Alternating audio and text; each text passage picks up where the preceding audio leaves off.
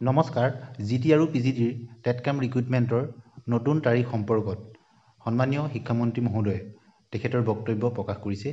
আহকচোন আপোনালোকে শিক্ষামন্ত্ৰী মহোদয়ে আজি কি বক্তব্য প্ৰকাশ কৰিছিলে আপোনালোকে এবাৰ শুনি লওক।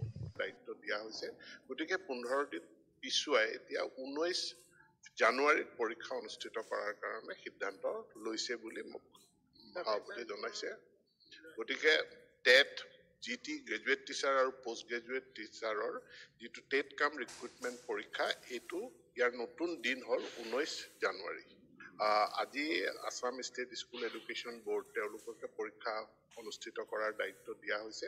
গতিকে 15 দিন পিছুৱাই এতিয়া 19 জানুৱাৰীত পৰীক্ষা অনুষ্ঠিত কৰাৰ কাৰণে সিদ্ধান্ত লৈছে বুলি মোক সভাপতি জনাইছে। গতিকে টেট জিটি গ্ৰেজুৱেট টিচাৰ আৰু পোষ্ট গ্ৰেজুৱেট টিচাৰৰ যিটো টেট কাম ৰিক্ৰুইটমেণ্ট পৰীক্ষা এইটো ইয়াৰ নতুন দিন হ'ল আজি Assam state school education board তেওঁলোকে পৰীক্ষা অনুষ্ঠিত কৰাৰ দায়িত্ব দিয়া হৈছে।